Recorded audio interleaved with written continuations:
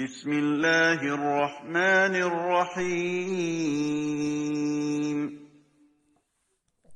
إن الحمد لله نحمده ونستعينه ونستغفره ونعوذ بالله من شرور أنفسنا ومن سيئات أعمالنا من يهده الله فلا مضل له ومن يضلل فلا هادي له وأشهد أن لا إله إلا الله وحده لا شريك له وأشهد أن محمدا عبده ورسوله صلوات الله وسلامه عليه وعلى آله وأصحابه أجمعين يا أيها الذين آمنوا اتقوا الله حق تقاته ولا تموتن إلا وأنتم مسلمون يا أيها الناس اتقوا ربكم الذي خلقكم من نفس واحدة وخلق منها زوجها وبث منهما رجالا كثيرا ونساء واتقوا الله الذي تساءلون به والأرحام إن الله كان عليكم رقيبا يا أيها الذين آمنوا اتقوا الله وقولوا قولا سديدا يصلح لكم أعمالكم ويغفر لكم ذنوبكم ومن يطع الله ورسوله فقد فاز فوزا عظيما أما بعد فإن خير الكلام كلام الله وخير الهدى هدى محمد صلى الله عليه وعلى آله وسلم وشر الأمور محدثاتها وكل محدثة بدعة وكل بدعة ضلالة وكل ضلالة في النار فيا أيها الناس أوصيكم ونفسي بتقوى الله جل جلاله ونحمد الله ونشكر الله جل وعلا الذي يسر لنا هذا اللقاء. Ô vous les gens, je m'enjoins ainsi qu'à vous la crainte d'Allah subhanahu wa ta'ala. Nous louons Allah, nous remercions Allah Jalla wa ala, celui qui nous a facilité ce lien, cette rencontre. Donc ici le livre que nous avons entre nos mains, qui est un livre très important de la fille de Cheikh Moqbil, Abdillah. Et ce livre qui est intitulé Conseil aux femmes musulmanes, à toutes les femmes musulmanes. Et la préface de Cheikh Moqbil, qu'Allah lui fasse miséricorde. Donc ici, je conseille toutes les femmes musulmanes de prendre le temps d'écouter ces jolis rappels, ces beaux rappels, très importants, utiles, surtout à l'heure actuelle. Le premier chapitre, incitation à la sincérité et à la gestion du temps. Ceci, c'est ce que nous allons étudier, Inch'Allah, ensemble. Incitation à la sincérité et à la gestion du temps. Dans le Bukhari,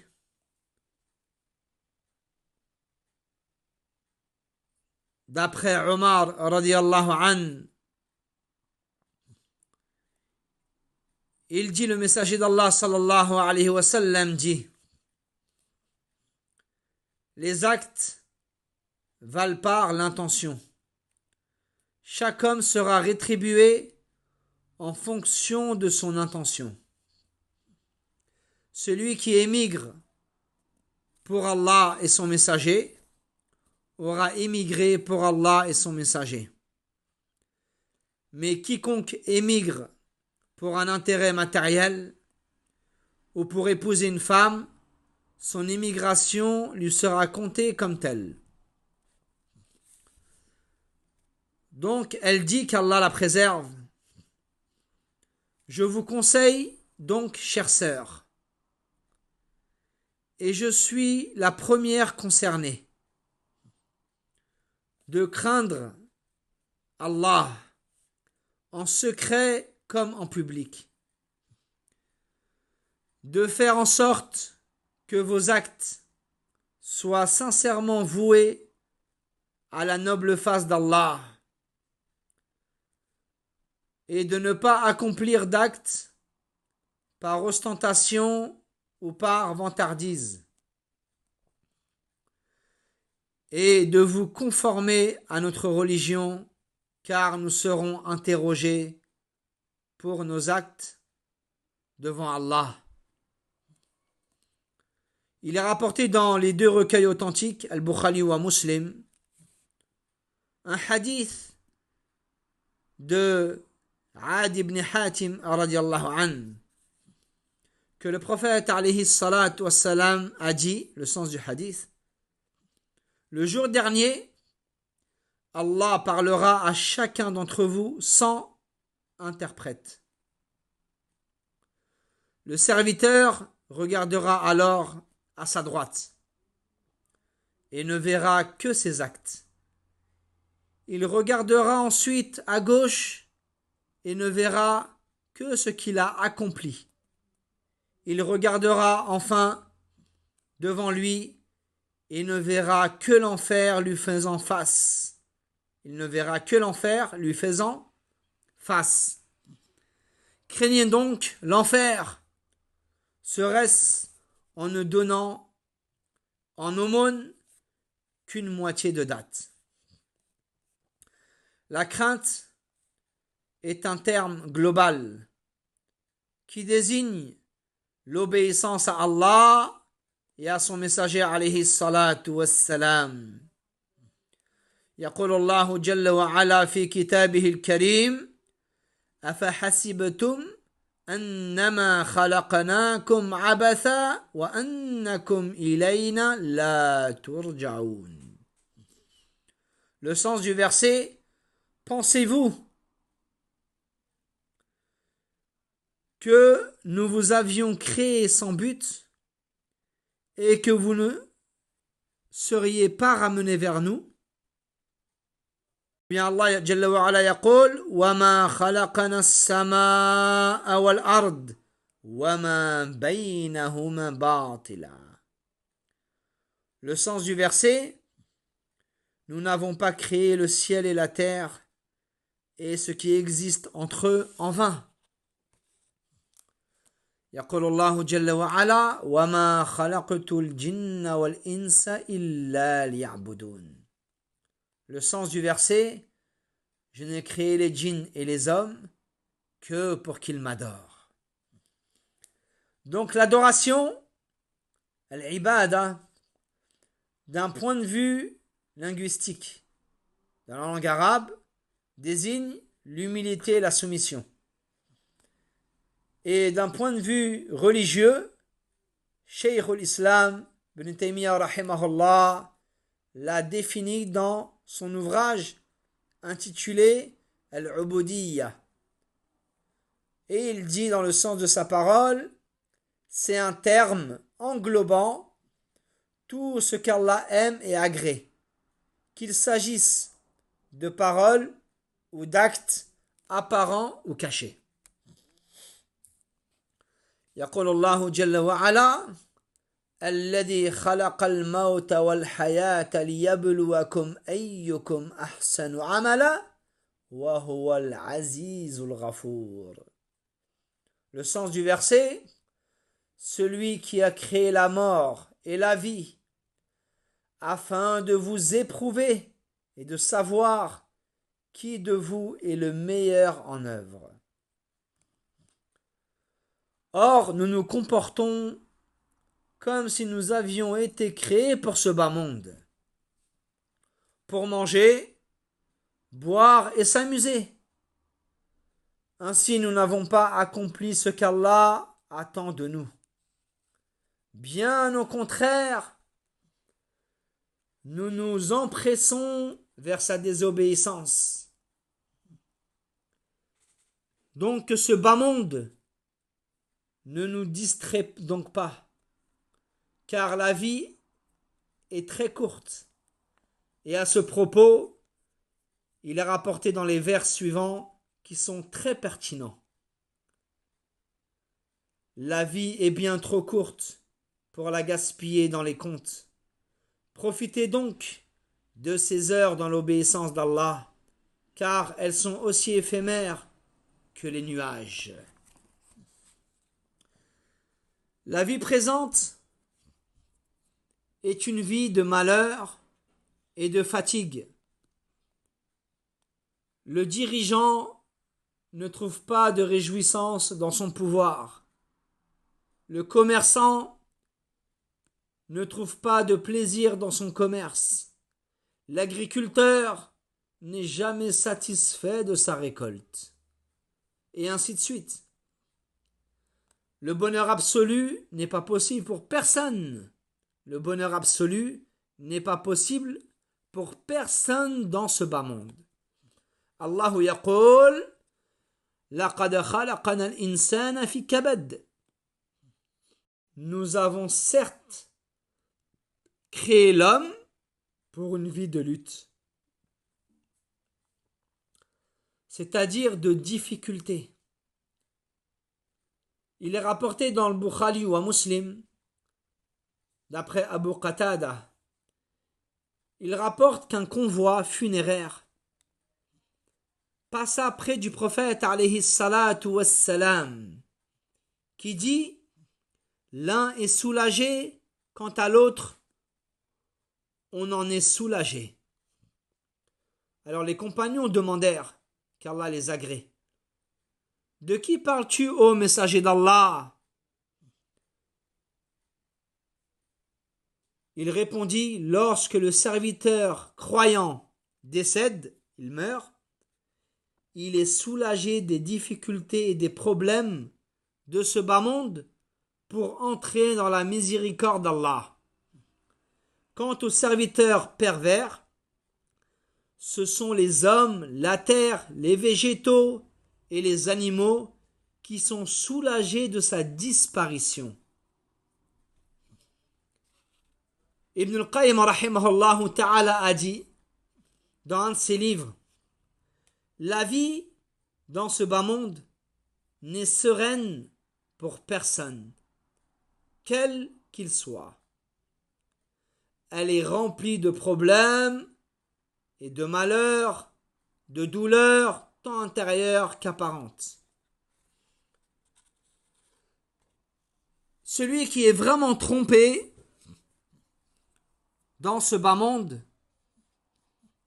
est celui à qui Allah a donné la santé et le temps libre, et donc il ne tire pas profit. Al-Bukhari rapporte d'après Ibn Abbas radiyallahu an que le prophète alayhi salatu wassalam a dit, le sens du hadith: il y a deux bienfaits au sujet duquel beaucoup de gens sont trompés, dupés: la santé et le temps libre. يقول الله جل وعلا ثم لتسألن يومئذ عن النعيم. Dans le sens du verset, puis assurément vous serez interrogés ce jour-là sur les délices. Al-Hafidh ibn Kathir rahimahullah, qu'Allah lui fasse miséricorde, a dit concernant la signification du hadith précédent: le sens de ce hadith est que beaucoup de gens sont trop peu reconnaissants envers Allah pour ces deux bienfaits, qui est la santé et le temps libre, et ne remplissent pas leurs devoirs les concernant. Or, quiconque ne remplit pas les devoirs qui lui incombent est certes trompé, dupé.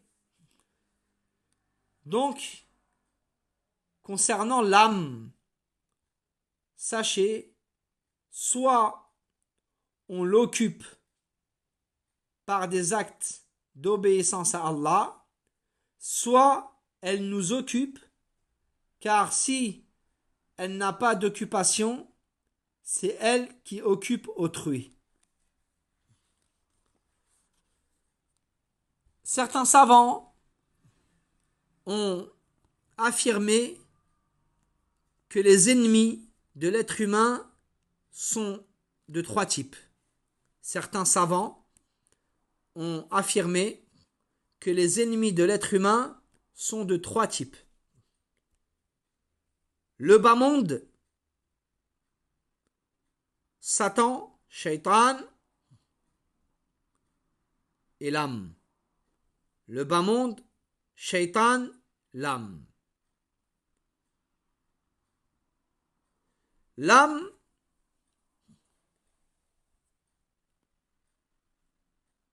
est une ennemie, car elle incite l'être humain à jouir des plaisirs et à assouvir ses désirs. Elle habite le corps de l'être humain et c'est ainsi que l'être humain a non seulement des ennemis extérieurs, mais aussi des ennemis intérieurs. C'est pour toutes ces raisons que la purification des âmes revêt une importance toute particulière. يقول الله جل وعلا في كتابه الكريم قد أفلح من زكاها وقد خاب من دساها.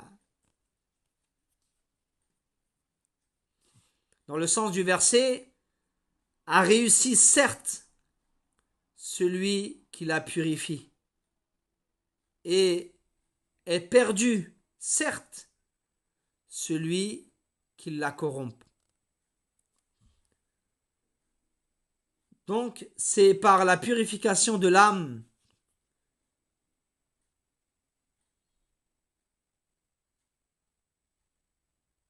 que l'on peut espérer vaincre Satan, Shaitan et mériter le paradis par la volonté d'Allah. C'est pour cela qu'il nous faut juger nos âmes avant d'être jugés, ce qui aura un effet certain sur elles, comme l'a dit le poète.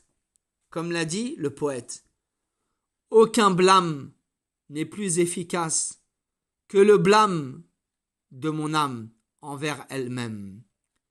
Et rien ne me sauve mieux de la pauvreté que ce que je gagne à la sueur de mon front.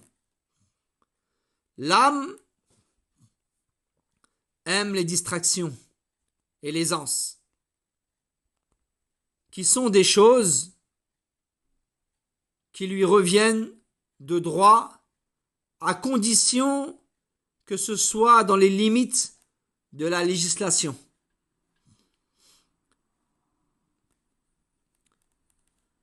Donc la santé n'est pas éternelle,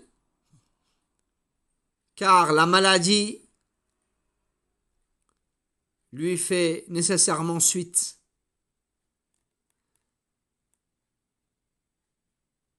Ou tout au moins la vieillesse. En effet, la vieillesse empêche la personne âgée d'accomplir les bonnes œuvres, car elle n'en a plus la capacité physique. Comme il est dit, il plaît à chacun de vivre longtemps et de jouir d'une bonne santé. Mais regarde donc ce qu'une longue vie fait de l'être humain après avoir joui de la santé dans sa jeunesse et d'un buste droit. Le voilà qui, accablé par l'âge, peine à se lever et se fait porter. Donc ici, elle nous dit qu'Allah la préserve. Soucie-toi, chère sœur, de ton temps et occupe-le par le bien. Car c'est là ton capital, le plus important. Il faut surtout en profiter avant d'avoir des enfants. Car on a plus de temps libre avant cela, contrairement à la femme qui a des enfants et qui est alors contrainte de partager son temps. Et c'est Allah Jalla wa Ala qui octroie l'aide. Et elle nous dit qu'Allah la préserve. Je terminerai ce chapitre par ces quelques vers. Le temps est ce qu'on a de plus cher et doit être économisé. Je vois pourtant que c'est ce que tu gaspilles le plus aisément. Un autre poète dit « Recherche la science et ne te démotive pas. Le plus grand malheur atteignant l'étudiant est la démotivation. Ne vois-tu pas qu'à force de frottement, le câble laisse des traces sur le rocher massif. » Donc on va s'arrêter là. Ce sont vraiment des conseils très précieux et je m'en joins cela ainsi qu'à vous. As'alullah Jalla Jalaluh an yaj'alani wa iyyakum min hudati al-muhtadin wa min ibadihi as-salihin wa la dhalin wa la mudillin. ربنا آتنا في الدنيا حسنة وفي الآخرة حسنة وقنا عذاب النار ولا حول ولا قوة إلا بالله سبحانك اللهم بحمدك أشهد أن لا إله إلا أنت أستغفرك وأتوب إليك.